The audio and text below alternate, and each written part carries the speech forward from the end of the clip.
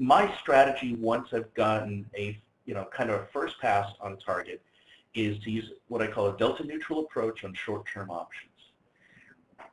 This is just my approach to setting up an Iron Condor. And there's lots of different approaches that are all very, very good.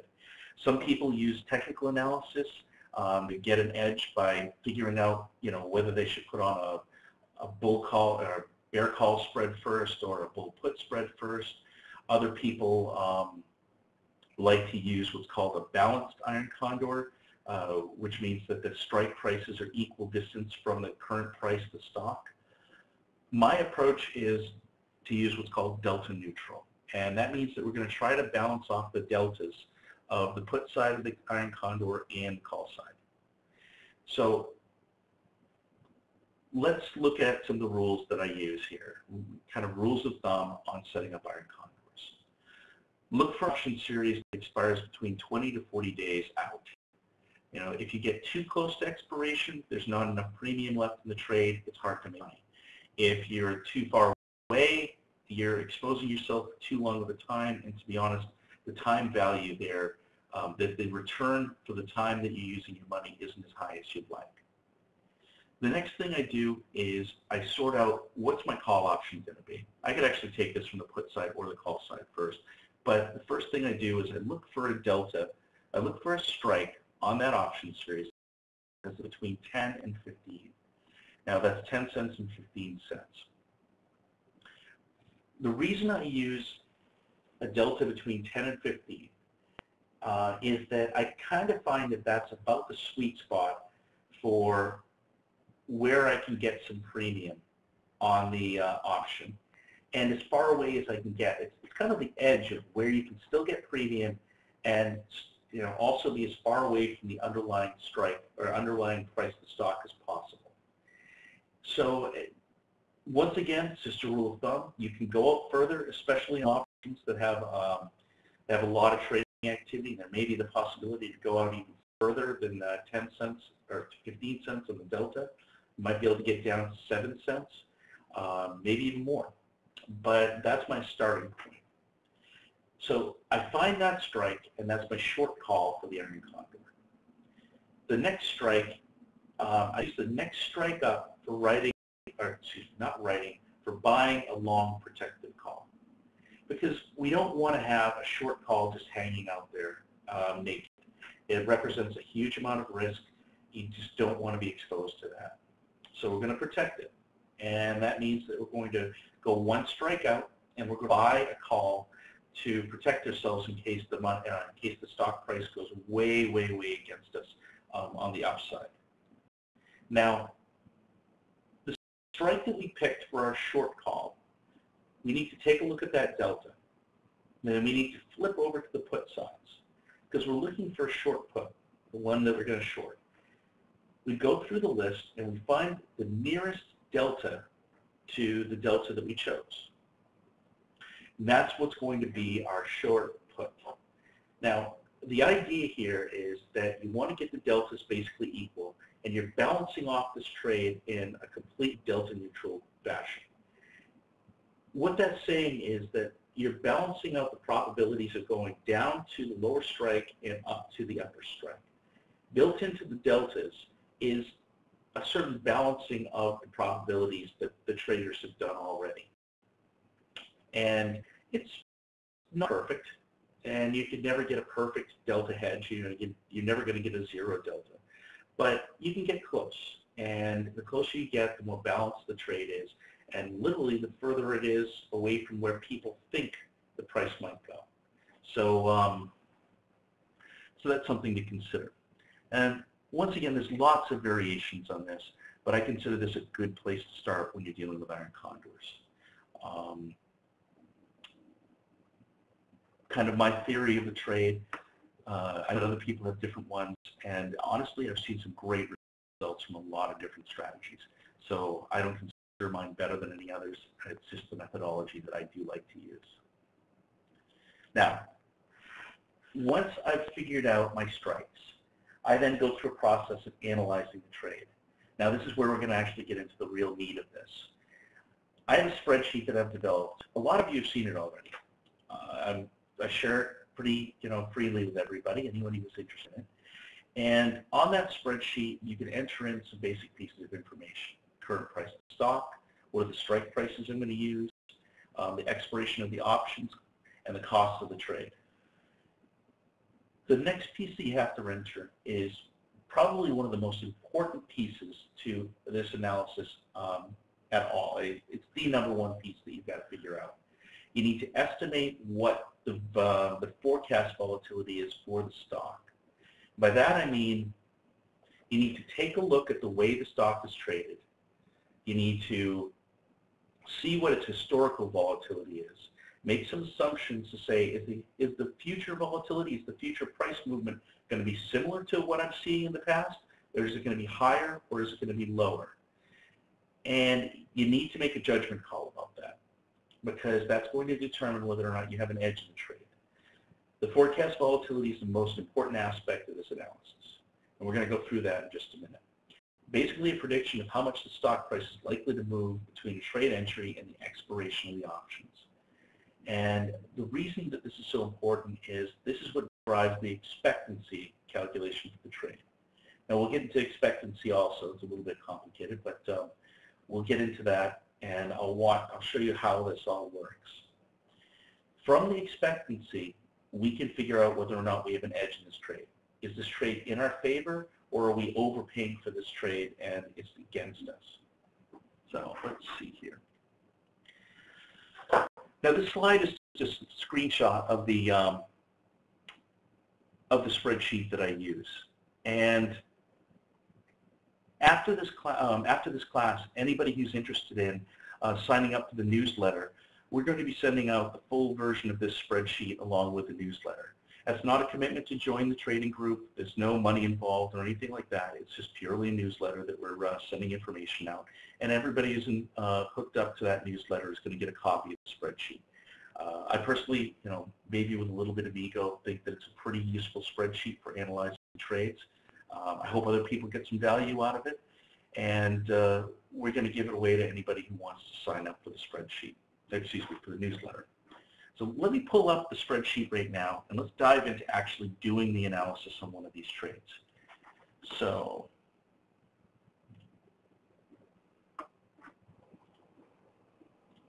okay.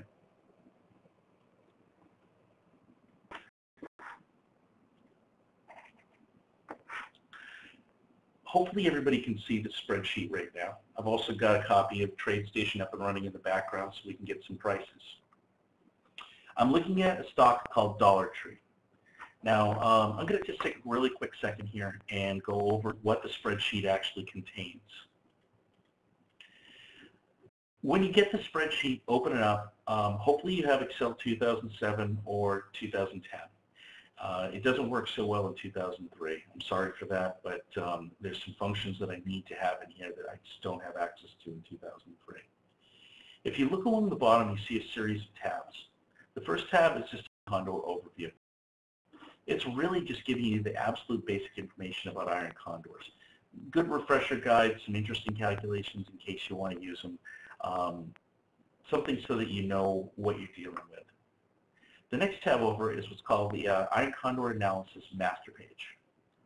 The master page is essentially the one I use as, my blank. Now this does have some data in it. Ignore that.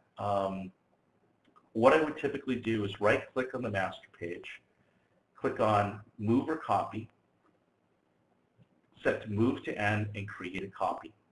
What this is going to do is it's going to take a master page, create a copy, and shift it to the rightmost tab on the page. So there we go. The IC Analysis Master. This is now what I consider my working copy of the trade. Now I'm going to delete this. First of all, the next thing I do is I rename the trade so that it's whatever symbol I'm working with. Let's just say SPY. I'm not doing SPY right now. I'm just doing that as an example. But that's how I keep track of things on this spreadsheet. Now I'm going to delete this tab out. And I'm going to go back to the Dollar Tree one that I worked on earlier. Now, start entering in the information. Let me explain how this thing works. Dollar Tree is currently trading at $81.49. So we want to get that in there. I put the symbol up on the top for reference purposes. I enter in the number of Iron Condors that we're trading. This could be 5, this could be 10, this could be 20. You can adjust that at any time. In fact, you can come back and adjust it later if you want. Right now, I'm going to leave it so that the number of Iron Condors is 10. Gives us a nice thing to sort out, or to work from, easy round numbers. Now, if you'd like, you can type in the analysis date. By typing in the analysis date, it freezes this analysis in time. A lot of the calculations are based on time and how many days there are to expiration. And if you put an analysis date in, then those will stay static. Otherwise, they're going to update automatically. Tomorrow, instead of 13 trading days, it's going to be 12. And it'll automatically change that over time. Now, down here, we want to enter in the strike prices. And just as a general rule of thumb on this spreadsheet, anytime you see a yellow cell, you should know that's a place to enter in information. I also try to put in some basic notes about what this thing does to just guide people along. Now we need to figure out where are we starting on this particular trade. Now going through our process again of choosing a strike that has between a 10-cent and 15-cent delta. Well, I'm looking at the December expiration options contracts. That's 16 days out. Honestly, that's a little short, but that's just given the day that we're on. That's what we have to work with. Actually, I'm sorry, it's not short. This is 16 trading days. Is there? Hold on. 17th. No, it's 16 days. Never mind. A little confusion there.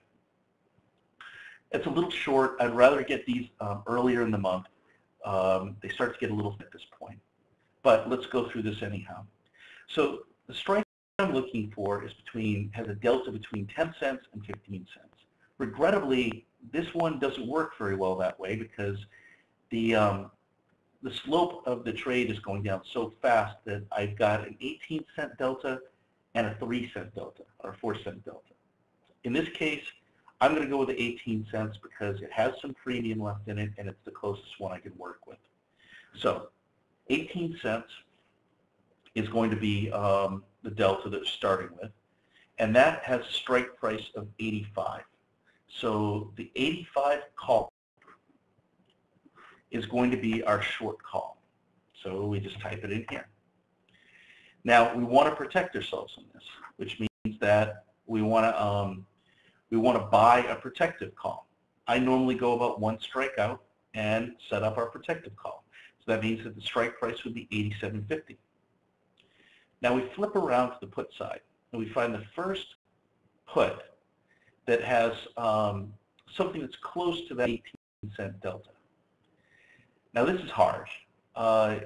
It's difficult for a couple of reasons. I really don't like getting so close and so tight on these things that that I feel threatened by the price movement. And that 19-cent delta, which is probably the closest to the 18-cent delta I'm going to see, doesn't make me very comfortable. So I'm actually going to back off a little bit. I'm going to go with the 9-cent delta. This is not going to be quite as delta neutral as I'd like, but that's all right. It doesn't have to be perfect. We're just trying to set up a general trade. So that means that I've got the 75 strike put, which is going to be the one I'm going to sell. I'm going to receive premium for that. So I type 75 in on my short put, and the next put down is 72.50. So I have 72.50 in. Now, I want to price these out and see where I stand on this. So I just go and at this point I'm just using bid-ask midpoints to try to get a sense of where the different prices are. The 87.50 call is between 0 and 10 cents. So I'm going to put in 5 cents, basically halfway between the bid and the ask. The short call, which is the 85, has 35 cents on the bid and 40 cents on the ask. So in this particular case, I'm going to put in 37.50, 37.5 cents, 0.375. Now these are just references so that we can do the calculations. You're probably going to get filled slightly differently than that, maybe a little bit worse, but this is a starting point for the calculation. Now the short put, 75 put, we're going to get filled between 20 cents and 30 cents. So that's 0.25. And the long put, which is the 72.50 put, is going to be between 15 cents and 20 cents. So 0.175. Giving us a credit on this particular trade of 40 cents per Iron Condor. Now, these are all of our pricing. The next thing that we need to figure out that's extremely important is what are we going to put up here for the forecast volatility. Now, let's go through the process of figuring that out. Okay. Last couple of days, Dollar Tree has moved a lot. It's gone up quite a bit. I'm not necessarily sure that's going to keep going. In fact, there's probably a bit of resistance here. We'll see what happens. But this has moved around a lot, and currently the historic volatility on this particular option is 20%, 0.20, or 20.2%, however details you want to get. That is taking into account basically the last 30 days of trading. Now, I need to figure out, is there anything that says this would be riskier in the next 16 days than in the last 30? Is the price going to move around a lot more in the next 16 days than in the last 30? That's a key question right now. Because right now, my forecast volatility is going to start off at 20%. That's where the historical volatility is. That's what this thing has been doing as far as trading movement is concerned. This is a measurement of what actually happened in the last 30 days, up and down all of these different price movements. And my expectation is that unless there's a reason for it to be higher or lower, it's probably going to be relatively the same. Now, that's not always true. If the historical volatility is actually very high, it is what's called mean reverting. It tends to shift back to a normal level. And the normal level on this is somewhere down between 15 and 20% of volatility. You can see that here, back here. Those are the levels it settles down to. Well, we're already pretty close to that. So I don't think it's going to settle much more. Yeah, maybe we could see some smaller price movements in the future, but I don't want to necessarily be overly optimistic that this thing's not going to move much. So right now, based on the information I have in front of me, I'm going to make the estimate that the future volatility is going to be very, very similar to what the past volatility has been, what the past 30 days has been. So I'm going to put in 20%. And this is a very, very important number.